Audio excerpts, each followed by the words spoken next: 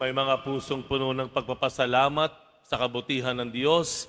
Simulan natin ang ating pagdiriwang sa ngalan ng Ama at ng Anak at ng Espiritu Santo. Amen. Ang pagpapala ng ating Panginoong Hesukristo, ang pag-ibig ng Diyos Ama, at ang pakikipagkaisa ng Espiritu Santo, naway sumainyong lahat. At sumayo rin. Mga minamahal kong mga kapatid, malungkot ang tagpo ngayon sa Ebanghelyo sapagat malapit ng lumisan si Jesus. Gayunpaman, tinitiyak ni Jesus sa mga apostol na muli siyang magbabalik. Walang dahilan para tayo ay mangamba sapagat nangako si Jesus na kasama natin siya hanggang sa wakas ng panahon. Ang Espiritu Santo na isusugo ng Ama sa ngalan ni Jesus ang magtutulak sa atin upang ating maisabuhay si Jesus tungo sa pagpapanibago ng mundo. Upang tayo maging marapat gumanap sa banal na pagdiriwang, atin pong aminin at pagsisihan ang ating mga nagawang kasalanan at pagkukulang. Inaamin ko Sa makapangyarihan Diyos at sa inyo, mga kapatid, na lubha akong nagkasala sa isip, salita, sa gawa, at sa aking pagkukulang. Kaya isinasama ko sa mahal na Birheng Maria, sa lahat ng mga anghel at mga banal, at sa inyo, mga kapatid, na ako'y panalangin sa Panginoong ating Diyos. Kaawaan tayo ng makapangyarihang Diyos, patawarin tayo sa ating mga kasalanan, at patnubayan tayo sa buhay na walang hanggan. Amen. Panginoon, kaawaan mo kami. Panginoon, kaawaan mo kami. Kristo, kaawaan mo kami. Kristo, kaawaan mo kami. Panginoon, kaawaan mo kami. Panginoon, kaawaan mo kami.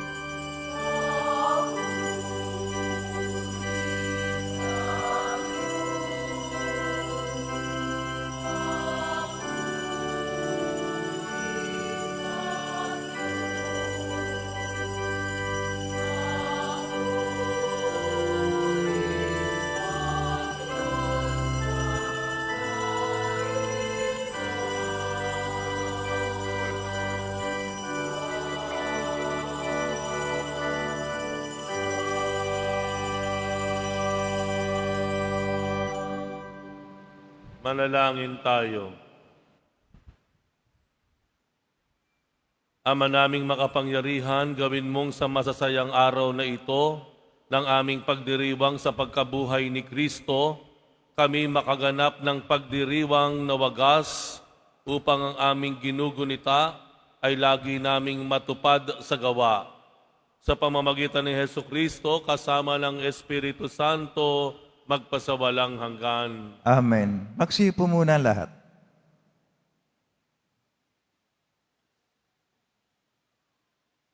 Pagbasa mula sa mga gawa ng mga apostol.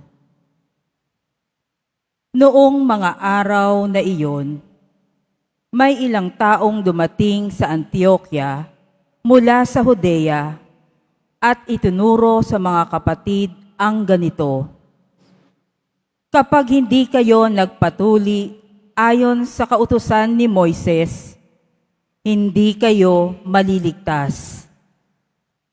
Tinutulan ito nina Pablo at Bernabe at naging mainitan ang kanilang pagtatalo tungkol dito. Kaya't napagkaisahang papuntahin sa Jerusalem sina Pablo at Bernabe at ang ilan pang kapatid sa Antioquia upang makipagkita sa mga apostol at sa matatanda tungkol sa suliraning ito. Kaya't minabuti ng mga apostol, ng matatanda, at ng buong simbahan na pumili ng ilan sa kanila upang suguin sa Antioquia, kasama nina Pablo at Bernabe. At sinugo nila ang mga pangunahin ng mga kapatid, si Judas na tinatawag na Barsabas at si Silas. Ipinadala nila ang sulat na ganito ang nilalaman: kaming mga apostol at matatanda ay bumabati sa mga kapatid na hentil sa Antioquia, sa Syria at Cilicia. Nabalitaan naming ginugulo kayo ng ilang kasamahang galing dini, bagamat hindi namin sila inutusan. Di umano'y binabagabag kayo sa pamamagitan ng kanilang sinasabi. Kaya't napagkaisahang naming magpadala sa inyo ng mga sugo. Kasama sila ng ating minamahal na Bernabe at Pablo, na di nag-atubiling itaya ang kanilang buhay sa paglilingkod sa ating Panginoong Hesukristo. Sinusugo nga namin sa inyo sina Judas at Silas upang ipaliwanag sa inyo ang nasasaad sa sulat na ito. Sa udyok ng Espiritu Santo, ang naging pasya namin ay huwag na kayong atangan ng iba pang pasanin maliban sa mga bagay na talagang kailangan. Huwag kayong kakain ng anumang inihandog sa mga Diyos-Diyosan, ng dugo at ng hayop na binigti. Huwag kayong makikiapid. Layuan ninyo ang mga bagay na ito at mapapabuti kayo. Paalam. Ang salita ng Diyos. Salamat sa Diyos. Naway magpuri sa iyo ang lahat ng mga tao. Naway magpuri sa iyo ang lahat ng mga tao. O Diyos, pagpalaing kami't kahabagan. Kami, Panginooy, iyong kaawaan, upang sa daigdig mabatid ng lahat ang iyong kalooban at ang pagliligtas. Naway magpuri sa iyo ang lahat ng mga tao. Naway purihin ka ng mga nilikha, pagkat matuwid kang humatol sa madla. Ikaw ang patnubay ng lahat ng bansa. Naway magpuri sa iyo ang lahat ng mga tao. Purihin ka nawa ng lahat ng tao. Purihin ka nila sa lahat ng dako. Ang lahat sa amin, iyong pinagpala. Naway igalang ka ng lahat ng bansa. Naway magpuri sa iyo ang lahat ng mga tao.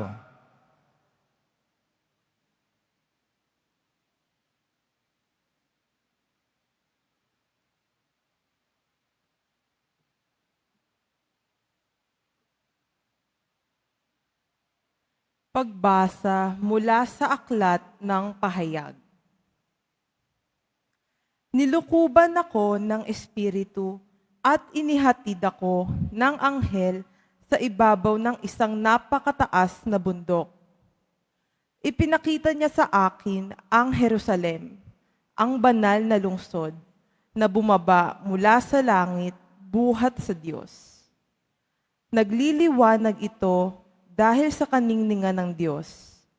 Kumikislap na gaya ng hiyas na haspeng sinlinaw ng kristal. Ang pader nito'y makapal at mataas at may 12 pinto. Bawat isa'y may bantay na anghel.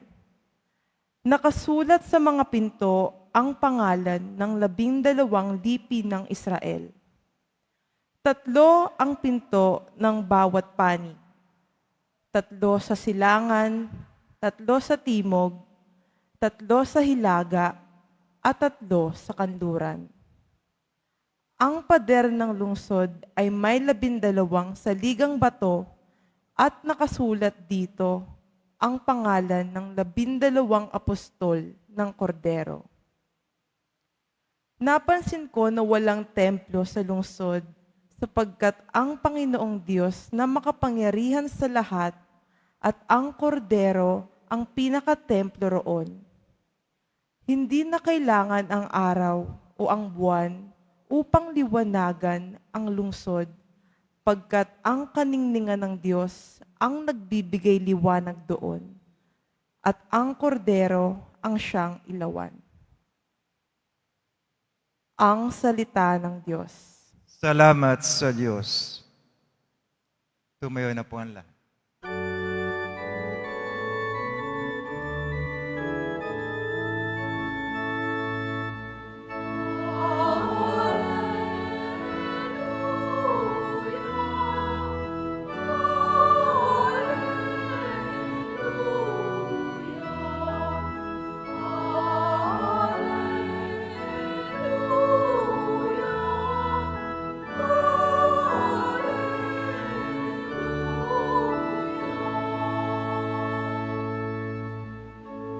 Ang sakit nagmamahal,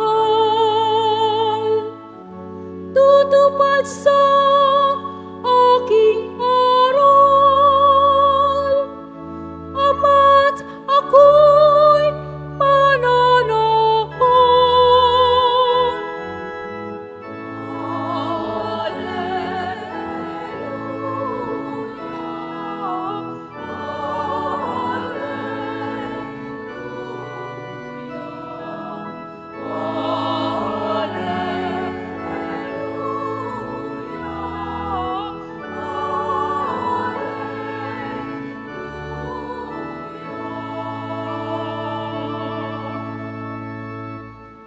Sumainyo ang Panginoon. At sumayo rin.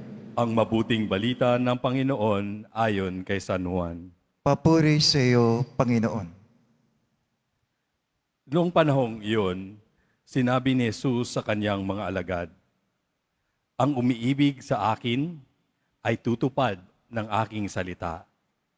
Iibigin siya ng aking Ama at kami sa kanya at mananahan sa kanya.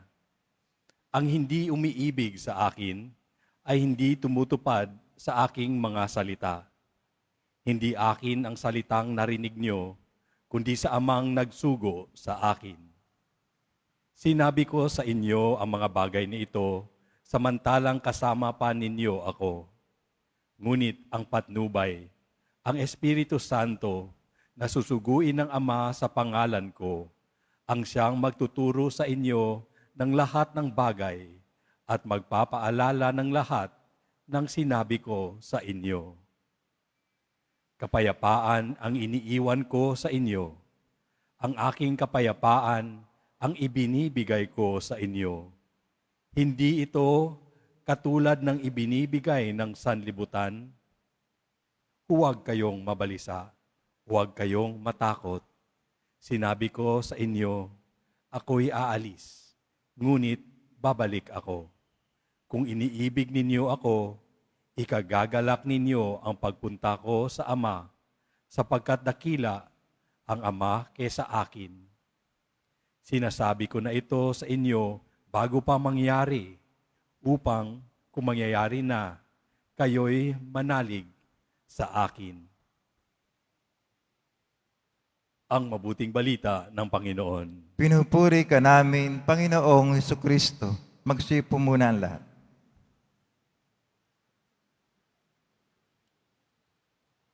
May mga pinto na biglang sumasara sa atin. Doors of opportunities, pinto ng isang relasyon, pinto ng isang pangarap na matagal mo nang hinihintay. At kapag may pinto na nagsasara, anong madalas nating nararamdaman? Lungkot, takot, pag-aalinlangan, parang naiiwan tayo sa dilim. Paano na kaya ako? Ano na kayang mangyayari sa akin? At sa ebanghelyo natin ngayon, parang yun din yung nararamdaman ng mga alagad. Feeling nila may pinto na nagsasara. Hindi pa nila naintindihan kung anong mangyayari, pero narinig na si Jesus na parang nagpapaalam na, nagsabing, ako'y aalis. Hindi nila naunawaan kung anong ibig sabihin nito. Pero damanan nila, may mahalagang bagay na mawawala. At sa gitna ng ganitong pamamaalam ni Jesus, anong sinabi niya? Kapayapaan ang iniiwan ko sa inyo. Hindi sermon, hindi galit, hindi utos, kapayapaan. At hindi ito kapayapaang mula sa mundo na panandalian o pakitang tao. Ang kapayapaang ito ay galing sa Ama. Kapayapaang nananatili kahit may pagdurusa. Kapayapaang hindi nawawala kahit may pinto na nagsasara. Kapayapaang bunga ng pag-ibig ng Ama, ng Anak, at ng Espiritu Santo. Isang Diyos na nagkakaisa sa pagmamahalan at gustong manahan sa puso natin. Ang sabi ni Jesus, ang umiibig sa akin ay tutupad ng aking salita. Kami sa Kanya at mananahan sa Kanya. Isipin natin ito. Ang Diyos gusto niyang tumira sa puso po natin. Hindi siya nagmamasid lamang galing sa langit na ang layo, kundi gusto niyang samahan tayo, lalo na sa oras kung kailan tayo natatakot. At kapag may pinto nga na nagsasara, may isa ring pinto na binubuksan ng Diyos, ang pinto ng Kanyang tahanan sa loob natin. Pero alam naman natin na hindi laging madali na magtiwala. Tingnan na natin ang ating paligid. May nawawalan ng trabaho, may iniwan ng mahal sa buhay, mga batang pinalaki ng lolo at lola kasi ang mga magulang nila kailangan magtrabaho sa labas. Mga balita ngayon sa TV, puro patay na lang. Kapag naranasan natin ang ganitong mga pinto na nagsasara, pinto ng presensya, seguridad, normal na buhay, tinatanong natin, saan tayo huhugot ng lakas? Ano ang magpapakalma sa takot na nararamdaman ko sa aking puso? Kapag ang sinabi ng doktor ay hindi maganda, kapag ang anak mong dating masiyahin ay unti-unting naglalayo, kapag ang taong mahal mo ay parang hindi mo na nakikilala, ang daming pinto na unti-unting nagsasara. Ngunit, alalahanin natin na sa bawat pinto na nagsasara, may pinto pa ring binubuksan ang Diyos. Hindi niya iniiwan ang kanyang mga alagad sa dilim. At hindi niya rin iiwan tayo. Hindi niya tayo iniiwan. Ang sabi niya, ang patnubay, ang Espiritu Santo, ang siyang magtuturo sa atin, sa inyo, ng lahat ng bagay at magpapaalala ng lahat ng sinasabi ko sa inyo. Ang Espiritu Santo ang susi. Siya ang nagbubukas ng liwanag. Siya ang nagpapaalala sa atin sa mga salitang iniwan ni Kristo. Siya ang nag-uugnay sa atin kay Jesus Nazareno kahit na wala na si Jesus sa ating paningin. Sa unang pagbasa ay nakita natin kung gaano nalito rin ang mga unang Kristiyano. Nagkaroon sila ng pagtalo-talo kung ano ang dapat sundin. Kailangan bang ang mga practices na ginagawa ng mga Hudyo gagawin din ng mga Hentil? Hindi sila nagkakunawaan ng umpisa. Pero hindi sila iniwan ng Diyos. Ang Espiritu Santo ang gumabay sa kanila. Ang desisyon ay hindi lang gawa ng tao, ito'y bunga ng pakikinig nila sa Espiritu Santo. Ganon din sa buhay natin. Kapag parang dumidilim ang paligid, di ba madaling makalimot? Pagdating ng krus, parang madaling mawalan ng pag-asa. Kaya pinangangunahan na ni Jesus ng pangako ang ating mga takot at tinutupad niya ang pangakong iyon. Nang siya'y nabuhay na muli at umakyat sa langit, isinugon niya ang Espiritu Santo upang manatili sa atin magpakailanman. Ang Espiritu Santo, ang yun nga, nagpapaalala sa atin ng salita ng Diyos. Ang Espiritu Santo na natatanggap natin nung tayo'y bininyagan. Yung Espiritu Santo na nagpapalalim ng ating pananampalataya, nagbibigay sa atin ng kapayapaan na hindi kayang bilhin, na hindi kayang sirain ng anumang problema. Mga kapatid, kung may pinto sa buhay natin ngayon na parang feeling nating unting-unting nagsasara, pagnilayan natin, pagmasdan natin, baka may pinto ring binubuksan ang Diyos. At ang pinto na yon ay hindi palabas, kundi paloob. Papaloob sa puso nating gustong tirhan ng Diyos. Hindi natin kailangan intindihin lahat. Hindi natin kailangan kayanin mag-isa. Ang kailangan lang, magtiwala, huminga, manalig, at sundin ang mga utos ni Jesus. Alam ko, alam na natin yan. Alam natin sa loob-looban natin kung anong tama ang mali. Hindi na natin kailangan i-remind pa. Pero kung tayo'y manahimik, kung tayo'y manalangin, kung tayo'y makinig sa Espiritu Santo na nagbubulong sa atin, alam natin kung anong tama. Kung ang ginagawa po natin ay tama. Hindi na natin kailangan mag-justify pa kung ano pang ginagawa. Pero alam naman natin kung ano yan. Ang dapat lang natin ay magtiwala at sumunod at tanggapin ang kapayapaan ni Kristo ng buong puso. At kung kaya pa natin, maghanap tayo ng isang pang tao na kailangan ng kapayapaang ito. Kamustahin natin, pagdasal natin. Sabihin natin sa kanila, hindi kita kakalimutan sa aking panalangin. Dahil ang kapayapaan ni Kristo ay hindi lang para sa atin, para sa iyo, kundi para sa iba rin. At kapag ang puso mo'y puno ng takot, tandaan natin, may mga pinto talaga na hindi natin kayang buksan. Pero ang Diyos, siya ang lumalapit, siya ang kumakatok, hayaan natin siyang pumasok. Amen.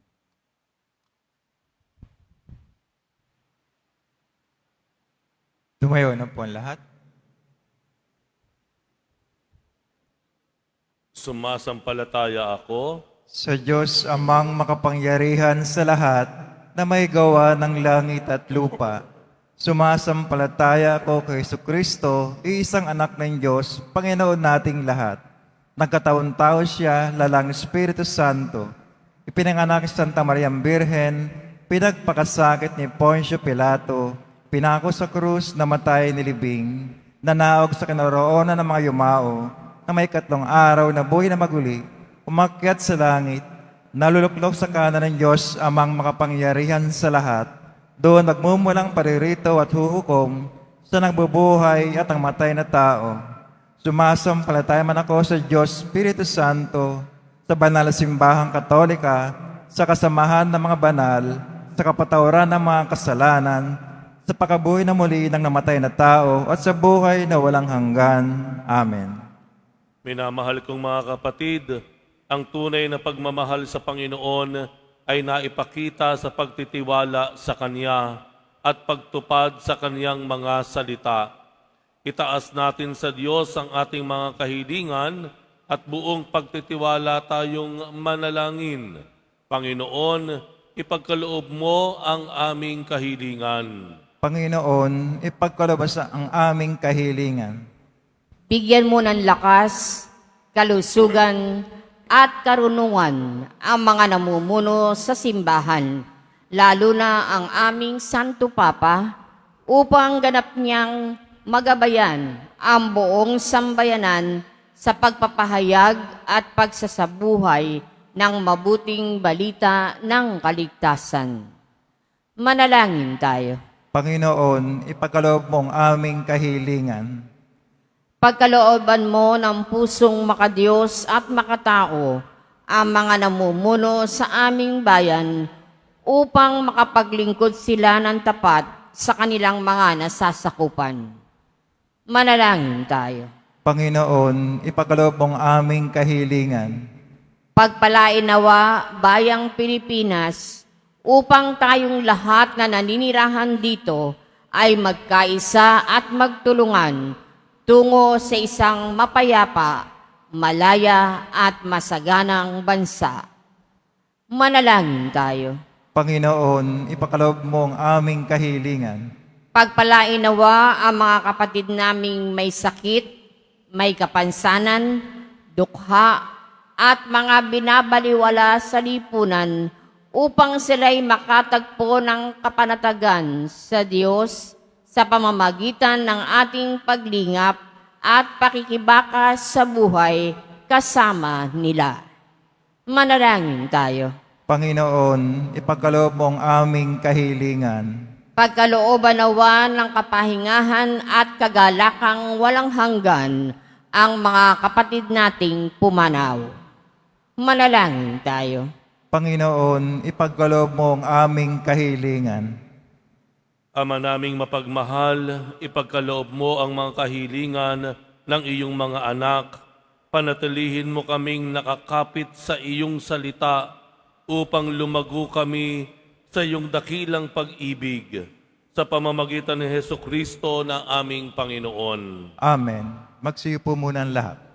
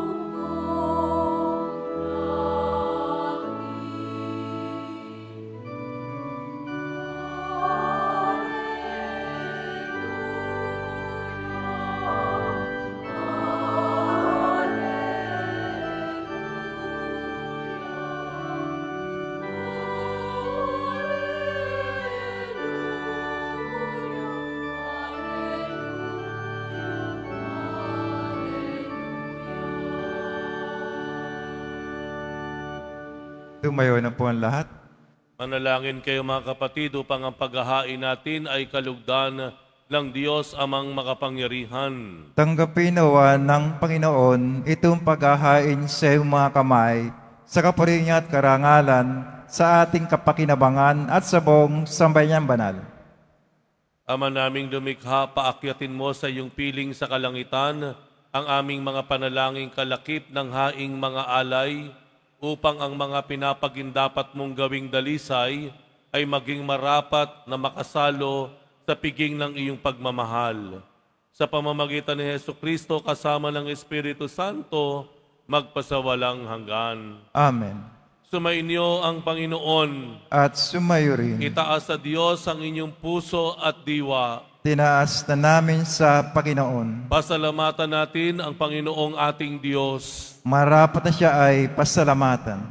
Ama naming makapangyarihan, tunay ngang marapat na ikaw ay aming pasalamatan ngayong ipinagdiriwang ang paghahain ng Mesiyas, ang maamong tupa na tumubos sa aming lahat.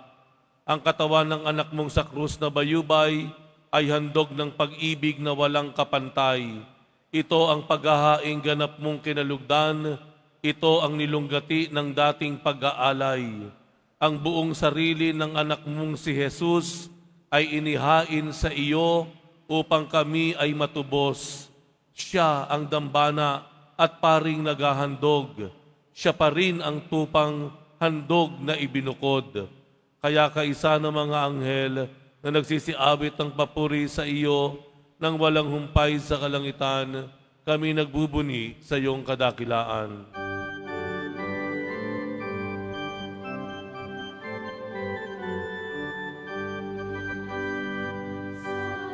Santo, Santo, Panginoon Diyos ng mga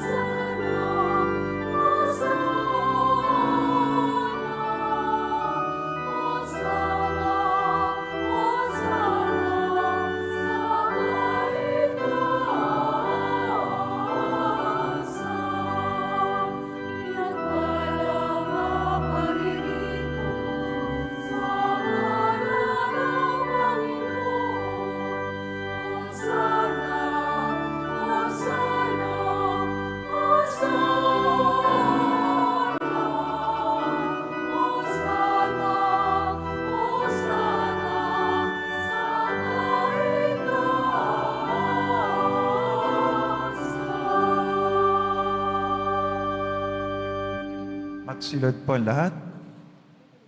Ama naming banal, ikaw ang bukalang tanang kabanalan. Kaya't sa pamamagitan ng iyong Espiritu, gawin mong banal ang kaloob na ito upang para sa amin ay maging katawan at tugo ng aming Panginoong Hesukristo. Bago niya pinagtiis ang kusang loob na maging handog, hinawakan niya ang tinapay, pinasalamatan kaniya, pinaghati-hati niya yon, iniabot sa kanyang mga alagad at sinabi, "Tanggapin ninyong lahat ito at kanin. Ito ang aking katawan na ihahandog para sa inyo."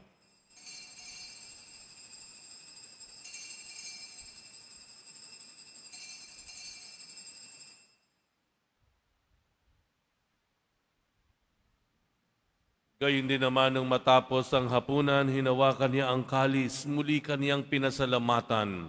Iniabot niya ang kalis sa kanyang mga alagad at sinabi, "Tanggapin ninyong lahat ito at inumin. Ito ang kalis ng aking dugo ng bago at walang hanggang tipan. Ang aking dugo na ibubuhos para sa inyo at para sa lahat sa ikapagpapatawad ng mga kasalanan. Gawin ninyo ito sa pag-alala sa akin."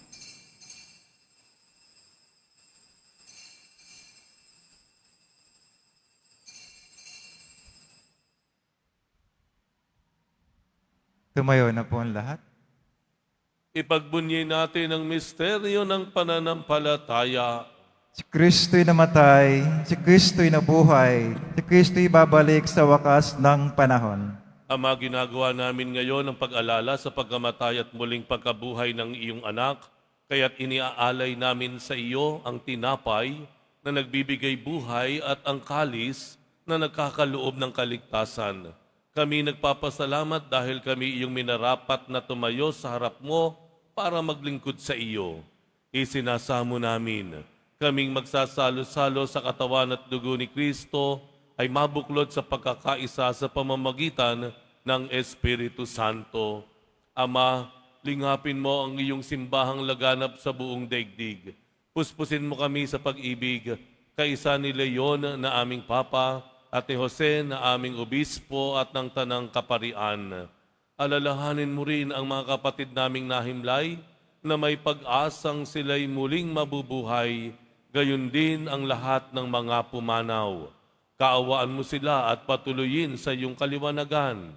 Kaawaan mo at pagindapatin kaming lahat na makasalo sa iyong buhay na walang wakas, kaisa na mahal na Birheng Maria na ina ng Diyos, ng kabiyak ng puso niyang si San Jose, kaisa ng mga apostol ni San Juan Bautista at ang lahat ng mga banal na namuhay dito sa daigdig ng kalugod-lugod sa iyo. Maipagdiwang nawa namin ang pagpupuri sa ikararangal mo sa pamamagitan ng iyong anak na aming Panginoong Heso Kristo. Sa pamamagitan ni Kristo, kasama niya at sa Kaniya, ang lahat ng parangal at papuri ay sa iyo, Diyos amang makapangyarihan, kasama ng Espiritu Santo, magpasawalang hanggan.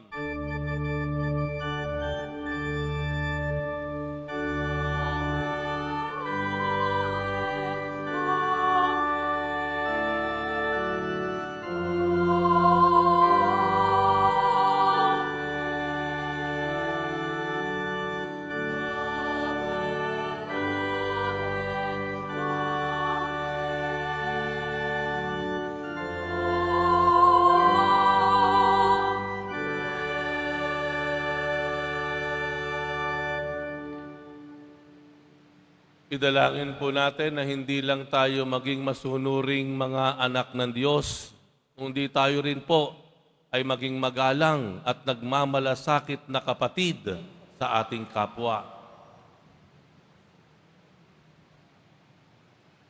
Ama namin, sumasalangit ka, sambahin ang ngalan mo, mapasa amin ang kaharian mo, sundin ang loob mo dito sa lupa para nang sa langit. Bigyan mo kami ngayon ng aming kakanin sa araw-araw at patawarin mo kami sa aming mga sala para ng pagkapatawad namin sa nagkakasala sa amin at huwag mo kami pahintulot sa tukso at adya mo kami sa lahat ng masama. Hinihiling namin kami iadya sa lahat ng masama, pagkalooban ng kapayapaan araw-araw, iligtas sa kasalanan at ilayo sa lahat ng kapahamakan. Samantalang aming pinananabikan ang dakilang araw ng pagpapahayag ng tagapagligtas naming si Heso Kristo. Sapagkat iyo ang kaharian at ang kapangyarihan, ang kapurihan magpakailanman. Amen. Panginoong Heso Kristo, sinabi mo sa iyong mga apostol, kapayapaan ang iniiwan ko sa inyo, ang aking kapayapaan ang ibinibigay ko sa inyo. Tunghayan mo ang aming pananampalataya at huwag ang aming pagkakasala.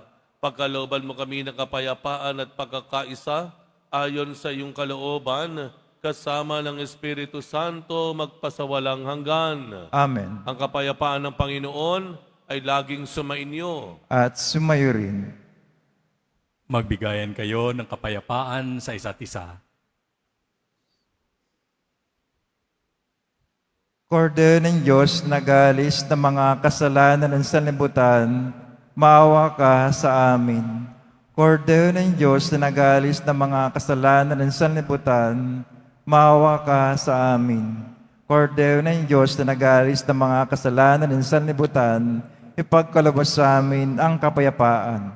Magsilod po ang lahat.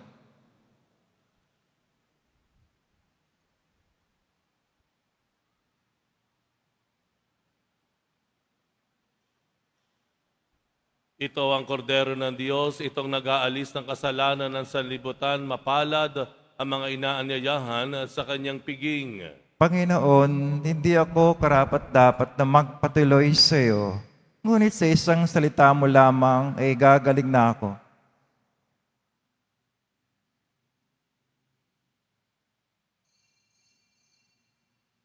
para sa lahat ng tatanggap ng banal na komunyon, sasagot po tayo ng Amen. Pagkasabi ng pare o lay minister ng katawan ni Kristo.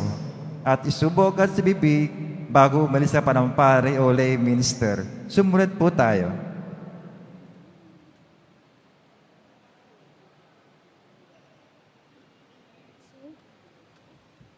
Sa